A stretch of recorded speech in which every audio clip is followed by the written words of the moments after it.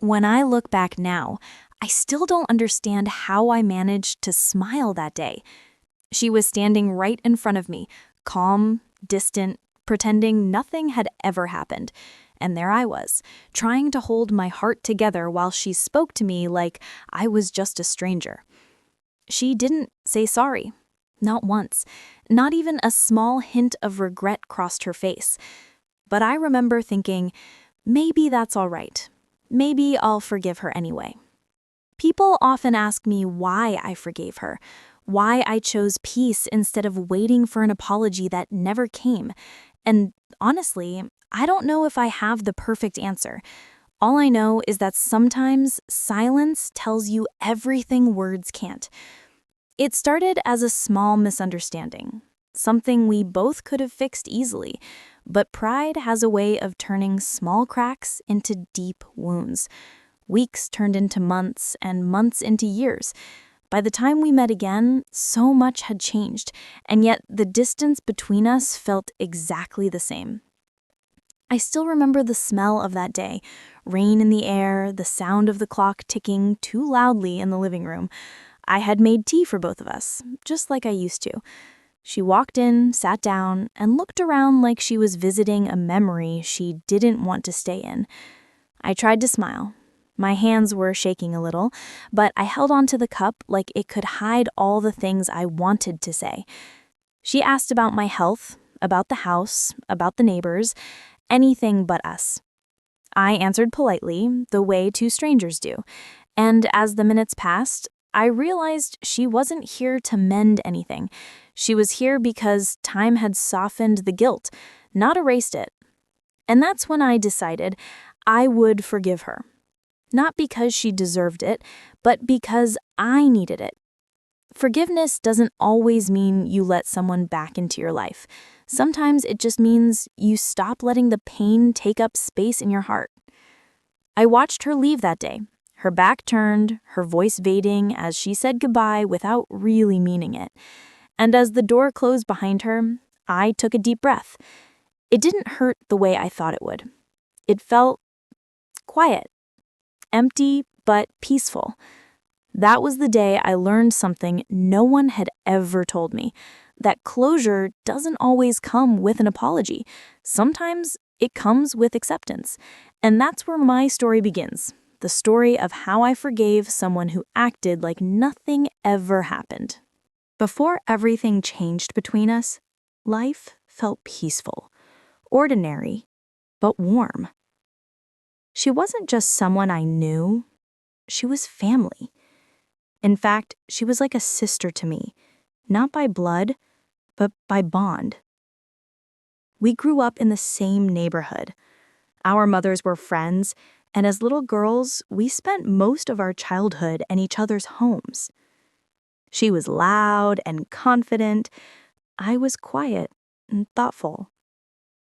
She loved the spotlight, and I was happy to stand behind her, cheering her on. We balanced each other, like day and night. When I think back to those years, I see us running barefoot across the small field behind our school, laughing so hard that our sides hurt. We would sit by the old mango tree, sharing secrets and snacks, promising we'd never let anything come between us. Of course, we didn't know then that life has its own way of testing promises. As we grew older, things began to change, slowly, quietly, the way seasons do.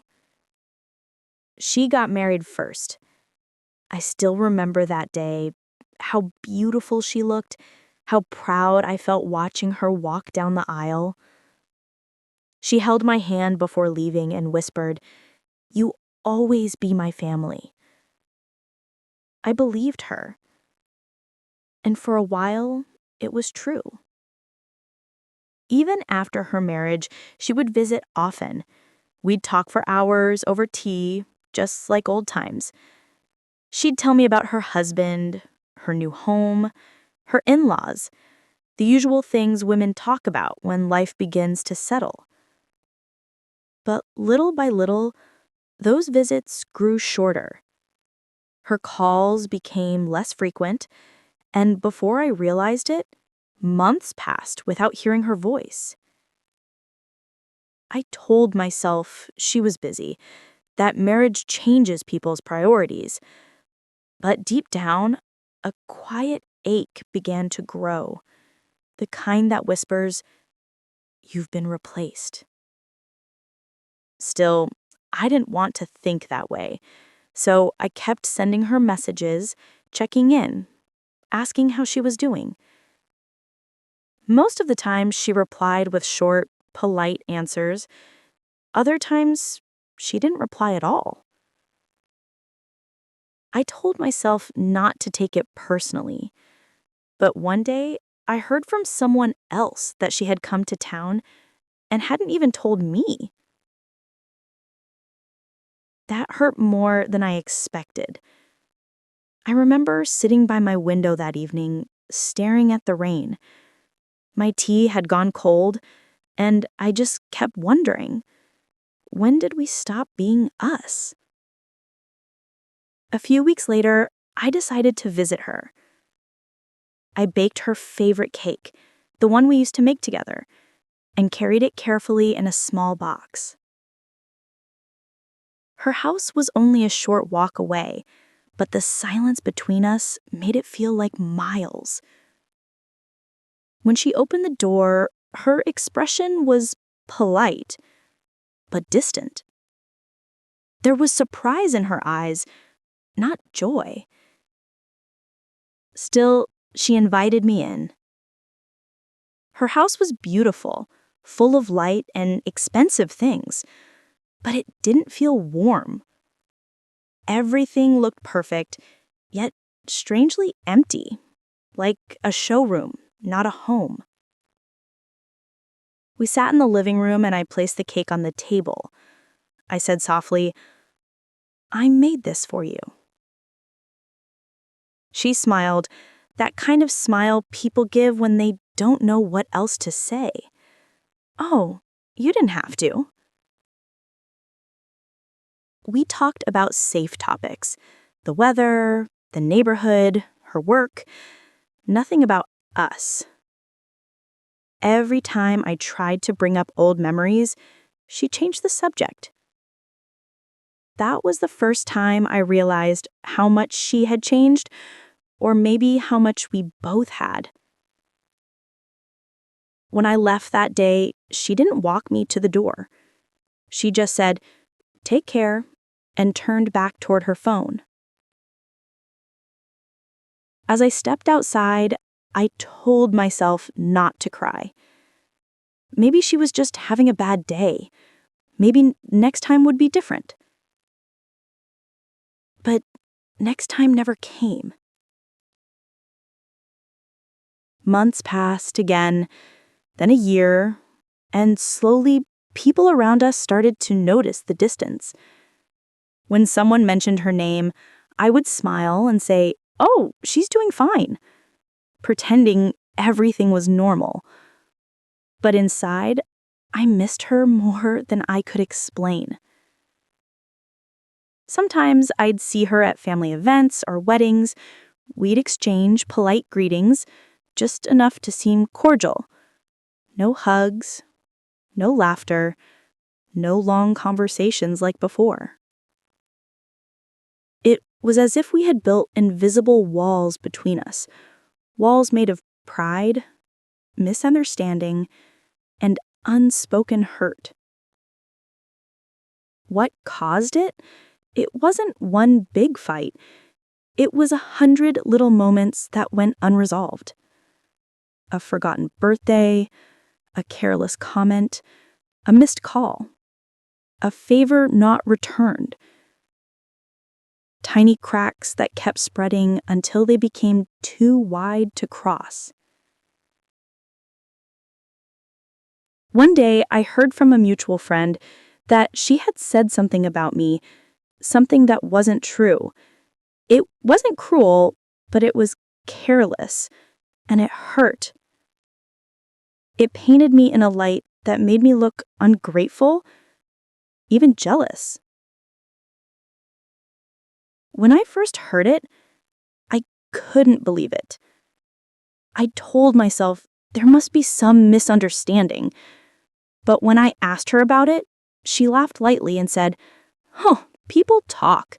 Don't take it so seriously." Her words stung more than the gossip itself, because she didn't deny it. She didn't care how it made me feel.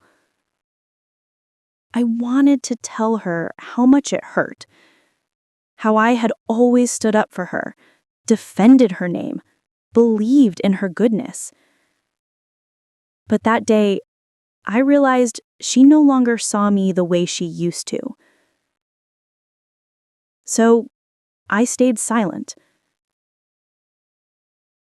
And my silence became the final thread holding us together, thin, fragile, and ready to break.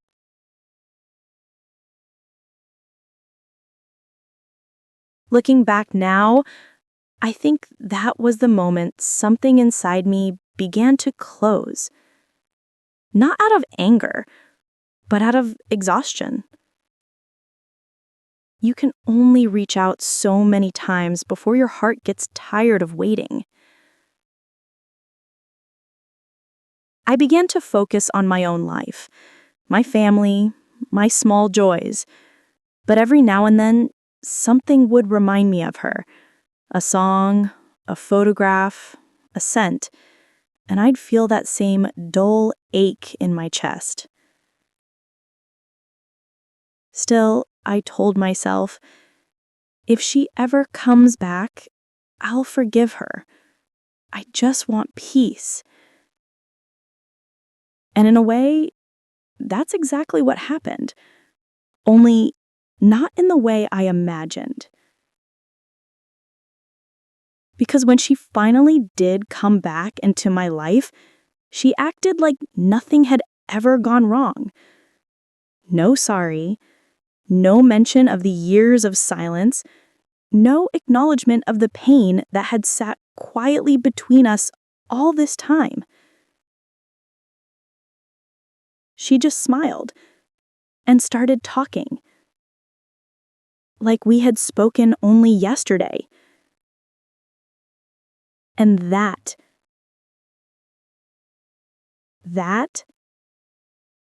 was the moment I knew my story wasn't about anger anymore. It was about learning what forgiveness really means.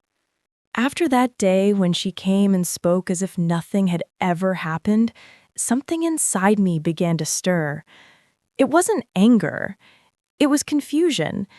The kind that quietly eats at you when your heart wants one thing, but your pride wants another. I wanted to ask her why she had drifted away, why she never called, never tried to fix what broke between us. But every time I looked at her face, calm, unbothered, smiling politely, my words would fade before they reached my lips. So instead, I listened.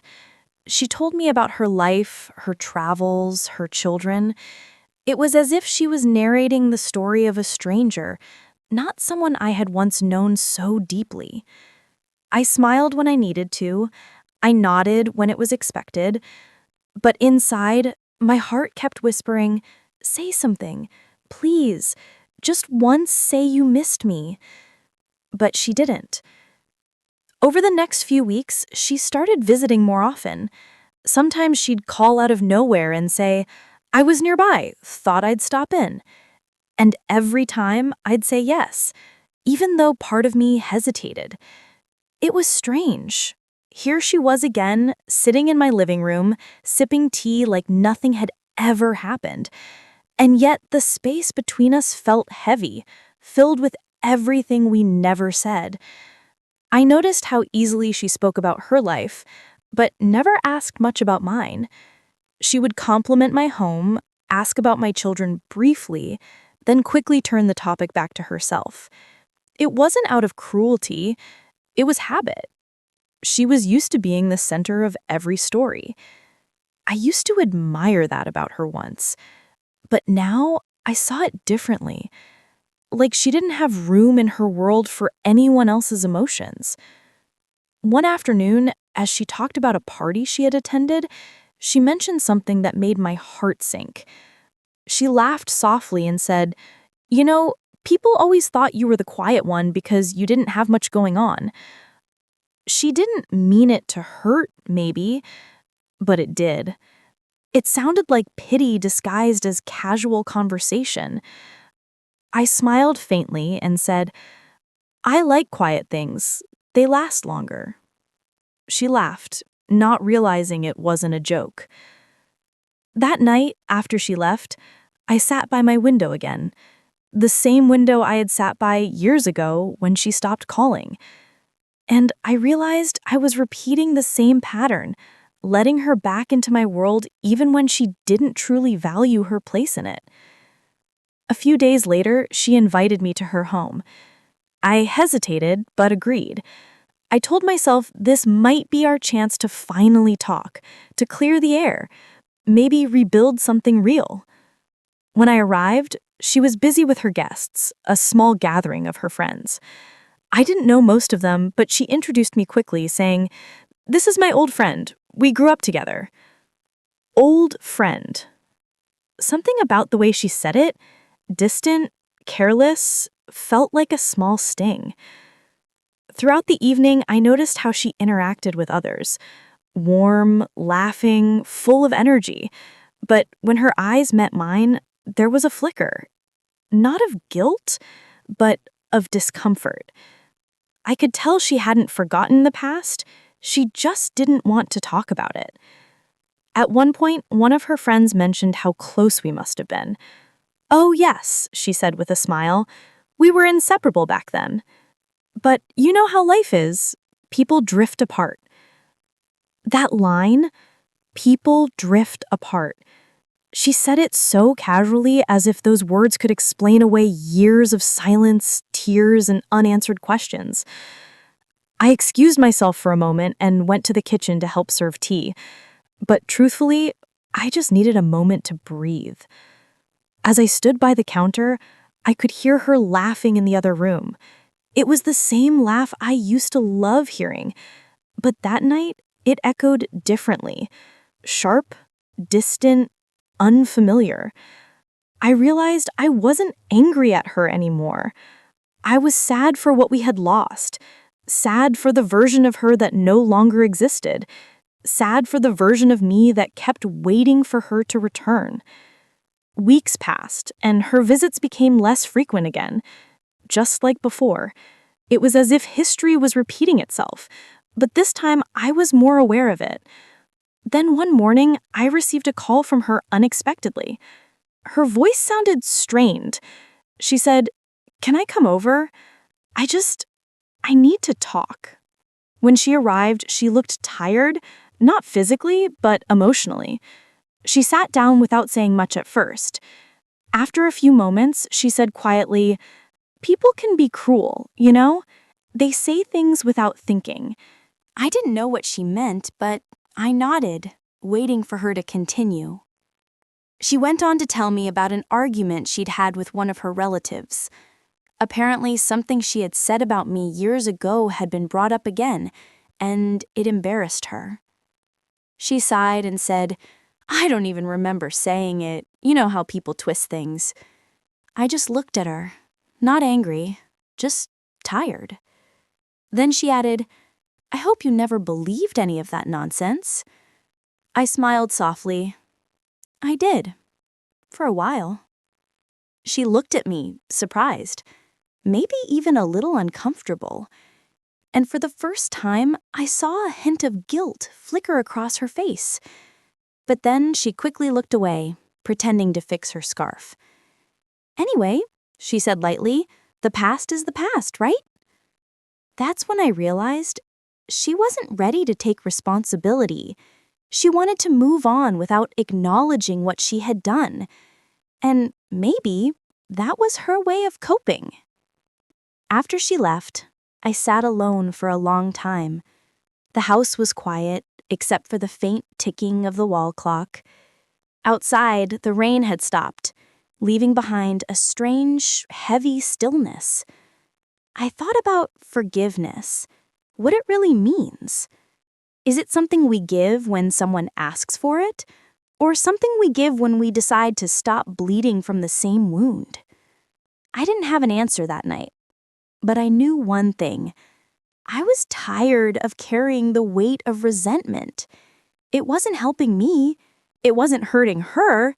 It was just keeping me trapped in the same memory. So I whispered to myself, maybe it's time to forgive her, even if she never says sorry. A few weeks later, something unexpected happened. She called again, asking if she could visit. This time her tone was softer. When she arrived, she brought a small box of sweets, the kind we used to share as children. She smiled, but it was a different kind of smile. Not proud, not distant, but weary. We sat in the same living room where our story had started years ago. The air felt heavy with unspoken words. After a few moments of silence, she said, "You've always been kind. I know I haven't been the best friend." Then she quickly added, "But you know me, I'm not good with emotional stuff." It wasn't an apology, but it was close enough. And for some reason, that was all I needed. I smiled and said, "It's all right." Because it was. In that moment, I realized I didn't need her to say the words, "I'm sorry."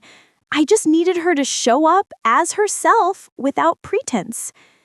That evening, after she left, I stood by the window again, the same one that had witnessed every phase of our friendship. The rain began to fall again, soft and gentle. I whispered to myself, "I forgive you."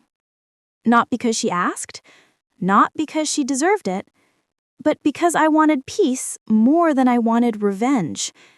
And for the first time in years, my heart felt light. And that was the beginning of my healing. But life, as it always does, had one more lesson waiting for me, a moment that would truly test whether my forgiveness was real. Sometimes life has a way of testing your peace just when you think you found it. For a while after that last visit, I truly believed things were finally okay between us. We weren't close like before, but there was no bitterness anymore, just quiet understanding. Or so I thought. A few months passed, and I heard nothing from her. No calls, no visits, not even a message. At first, I didn't think much of it. That was how she was. She came and went like the seasons. But one afternoon, I was out in the market when I ran into an old friend. She looked surprised to see me and said, "Oh, I heard you and she aren't talking anymore." I blinked in confusion. "What do you mean? We're fine." The friend hesitated, then said softly, "She mentioned something at a gathering. She said you were holding grudges, that you still hadn't moved on." I felt the air leave my lungs. For a moment, I just stood there, frozen, trying to process what I had just heard. After everything, after I had chosen to forgive her in silence, she was still out there, telling stories that painted me as bitter, as unforgiving. That evening, as I walked home, the world felt strangely distant. The streetlights flickered through the rain, and every step felt heavier. I didn't cry, not then. The tears would come later. When I got home, I sat on the couch, staring at nothing. There was this dull ache in my chest, not sharp like anger, but deep, slow, and tired. I whispered to myself, why would she say that? I had given her nothing but kindness. I had chosen forgiveness, even when it hurt. And yet, here she was, rewriting the story again, turning herself into the calm one and me into the one who couldn't let go. Days went by, and I couldn't shake it off. It wasn't about what people thought, It was about the betrayal of it all. The person I had once called my sister was now using my forgiveness like a shield, protecting herself but leaving me exposed. I wanted to confront her, to finally say all the things I had swallowed for years. But something inside me stopped me. That quiet voice that said, if you do, it will only break you more. So instead, I stayed quiet again. But this time, the silence didn't feel peaceful. It felt suffocating. A few weeks later, she called. Her voice was cheerful, as if nothing had happened.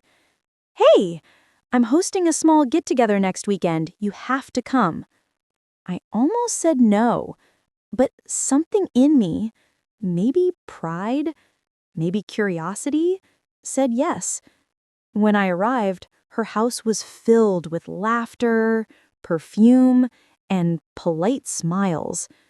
I could feel the weight of eyes turning towards me. Her new friends, her extended family, people I didn't really know. She greeted me warmly, hugging me a little too quickly.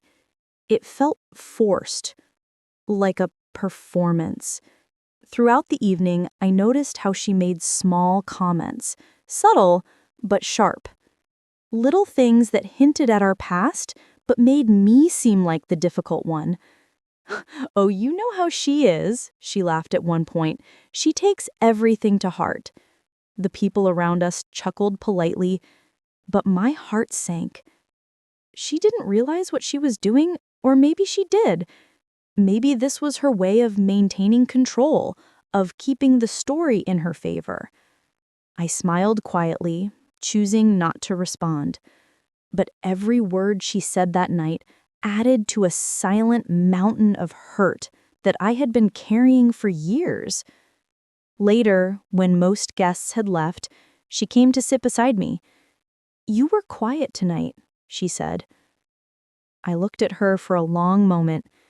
Then, in the calmest voice I could manage, I said, "Do you really not see what you're doing?" She frowned slightly. "What do you mean?" "I talk about you like you're still holding on to the past," I said softly, "but I'm not. I forgave you a long time ago. You're the one who keeps reopening the wound." For the first time, she didn't have a quick answer. Her eyes darted away, and she said, "You're being too sensitive. You always take things the wrong way." And there it was again, that same wall of denial. I took a deep breath. "I'm not angry," I said. "I'm just tired. Tired of pretending nothing happened when we both know it did." She didn't respond. The silence stretched between us like an ocean. Finally, she said, "You've changed." I smiled sadly. I had to. Then I stood up, thanked her for the evening, and walked away. That was the last time I saw her for a very long time. Weeks turned into months again. I didn't hear from her, and strangely, this time, I didn't wait for her call. There was something freeing about the silence now. It wasn't the silence of waiting, it was the silence of release. I had finally accepted that some relationships end without closure, and some apologies never come. But then, life gave me one more twist. One morning, I got a call from her sister. Her voice was trembling. She said, "She's in the hospital. It's serious." For a few seconds, I couldn't speak. I felt the world tilt, like the air had been sucked out of the room. Without thinking, I grabbed my shawl and rushed out. On the way, memories flooded my mind.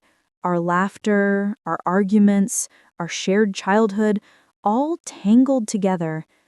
When I reached the hospital, I saw her lying there, pale, fragile, but peaceful. For the first time in years, all the anger, All the hurt melted away. I just saw her, my friend, my sister, the girl who once held my hand and promised never to let go. She opened her eyes slowly and looked at me. For a long moment, we didn't speak. Then she smiled faintly and said, "You came." I nodded, tears already falling. Of course I did. She reached out her hand weakly, and I took it. It was cold, but it felt familiar. She whispered, "I didn't mean to hurt you. I just didn't know how to say sorry." Those words, those simple words, were all I had been waiting for, even though I had convinced myself I didn't need them. I held her hand tighter and said softly, "You don't have to say it. I already forgave you." A tear slipped down her cheek, and she whispered, "I know."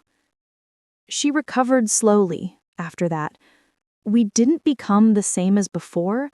Too much time had passed, but something had shifted between us. We began to speak again, gently, without pretending. She never gave long explanations. She never asked for forgiveness in big words, but in her quiet gestures, the way she called just to ask if I had eaten, the way she brought me flowers once without saying why, I saw it. I saw her apology.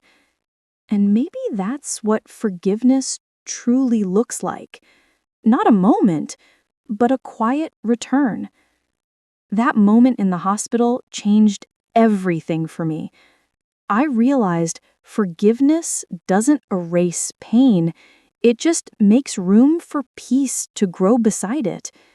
And peace, once it arrives, doesn't need an explanation. But still, even after that, there was one more moment, one final goodbye that would teach me the deepest lesson of all. That forgiveness is not about the other person at all. It's about freeing your own heart. After that day in the hospital, something inside me changed. Not just toward her, but toward life itself. I realized how fragile everything really is. How quickly pride, ego, and silence can steal away years that could have been filled with love. For so long, I had carried the weight of unspoken pain. I told myself I was strong because I could endure it quietly. But strength isn't just about holding things in. Sometimes it's about letting them go. When I walked out of that hospital that evening, the sky was soft with evening light. The air smelled of rain and earth. I remember looking up, whispering a quiet thank you. Not to her, not to anyone specific, just to life itself. Because in that one small moment, I felt something I hadn't felt in years. Peace. Over the next few weeks, I visited her often. She was getting better, but still weak.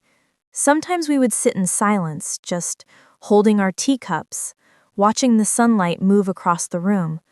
Other times, we'd talk about the simplest things, old recipes, people we knew from childhood, songs we used to love.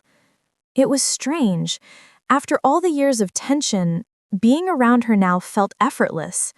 Not because everything was perfect, but because we both understood something important. We couldn't change the past. All we could do was be kind in the present. One afternoon, she looked at me and said quietly, "Do you ever think about the old days?" I smiled. "Every now and then." She sighed. "I wish I'd been a better friend." For a moment, I didn't know what to say. Then I reached out and touched her hand gently. "We were just young," I said softly. "We didn't know what life would bring." She smiled faintly and nodded. There was something in her eyes, a kind of tired understanding, like she finally saw everything clearly. Not long after, she began to heal fully.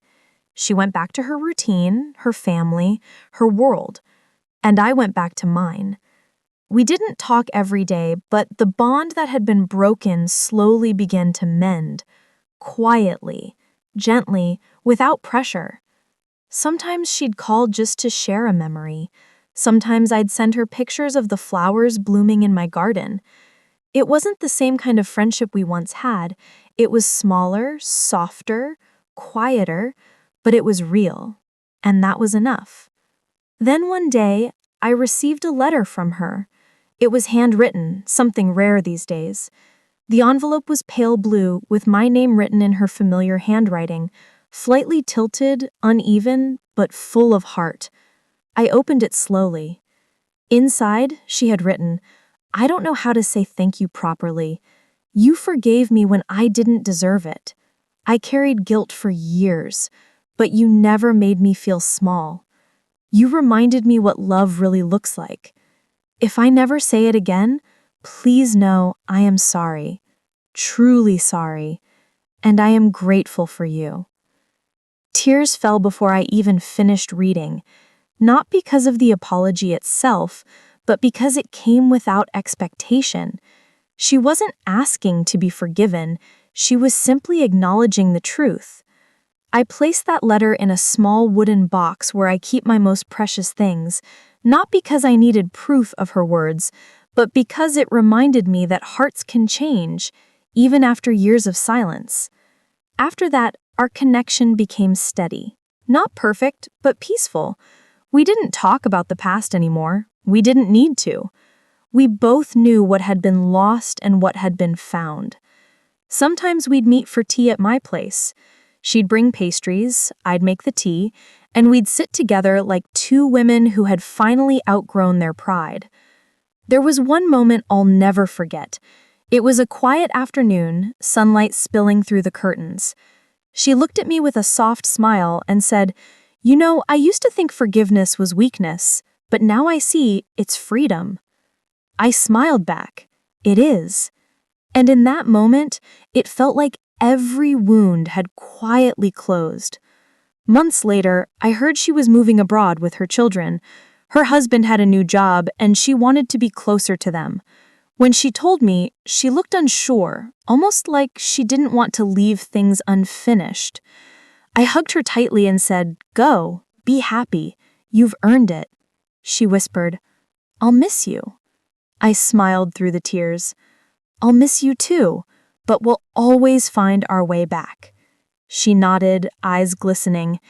And just like that, it felt complete, like life had quietly closed a chapter that once hurt to even look at. The day she left, I stood at my window, the same one that had witnessed our entire story.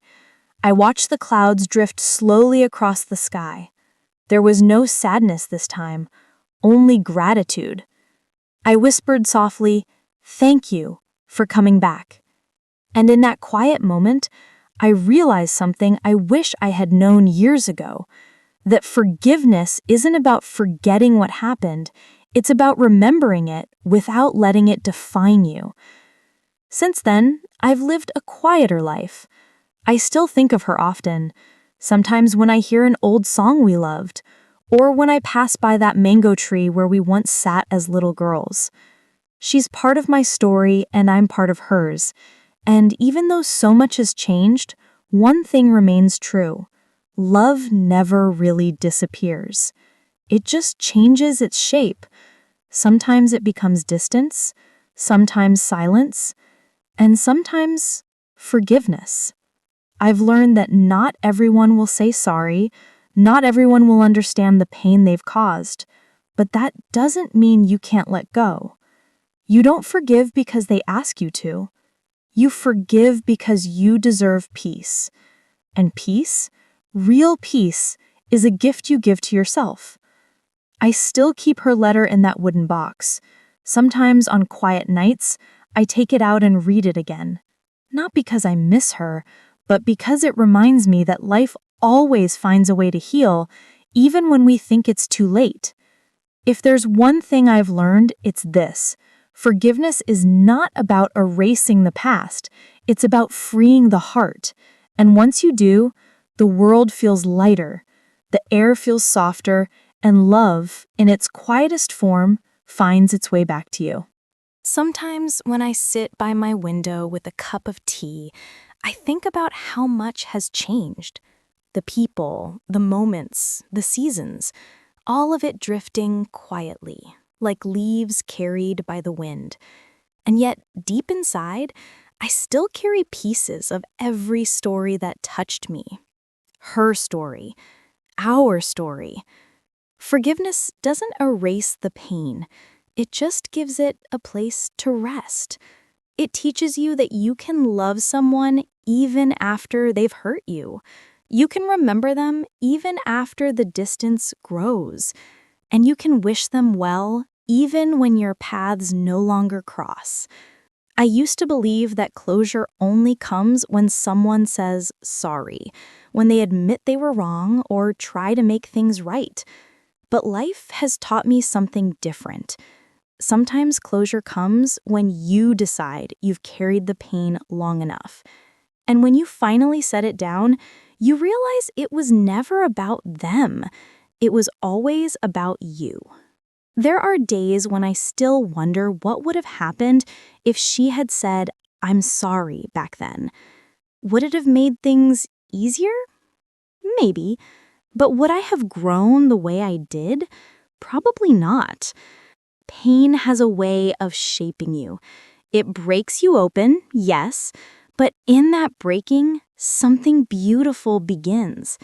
Understanding, compassion, strength. Because when you forgive someone who never asked for it, you learn that your heart is stronger than your pride. You learn that kindness doesn't make you weak. It makes you free. One evening, a few years after she moved away, I got a call from her daughter. She told me her mother had been talking about me the other day, about how grateful she still was. She always says, her daughter told me softly, that you taught her to love again. I couldn't speak for a moment. My throat felt tight, and my eyes burned with tears I didn't expect. I smiled and said, "She taught me something too." And she had. She taught me that even the hardest relationships can become blessings if you look at them with gentle eyes. That sometimes the people who hurt us the most are the ones who teach us what forgiveness really means. Years have passed now. The wounds have healed, the anger has gone quiet, and in its place there's something softer, perhaps. Gratitude. Gratitude for the lessons, for the love that once was, and for the peace that followed. I walk through my garden every morning now. The air smells of jasmine and earth, the way it used to when we were children. Sometimes a butterfly lands on one of the flowers, and I smile, thinking maybe it's her way of saying hello. We may not speak often anymore, but I know she's out there somewhere, living her life, smiling, perhaps telling someone her side of the story. And I hope she knows that wherever she is, she's forgiven. Truly, deeply, completely forgiven. Because that's what love does in the end. It lets go, not out of weakness, but out of peace. So if you're listening to this and you're holding on to something heavy, a word left unsaid, a wound that never healed, a person who never said sorry, I want you to remember this. You don't need their apology to find peace. You can choose it for yourself. Forgive not because they asked you to. Forgive because you deserve rest, because your heart deserves to feel light again. And one day, when you look back, you'll see it was never about who was right or wrong. It was about who decided to heal first. When I think about her now, I don't see the arguments or the hurt. I see two people who tried their best, who stumbled, who learned, and who loved in their own imperfect way. And that's enough for me. Because at the end of every story, forgiveness is not about forgetting, it's about remembering. and still choosing peace. So I whisper to the quiet evening air, just as I always do before I close my eyes. I forgave her, even when she acted like nothing happened, and that was the moment I found myself again.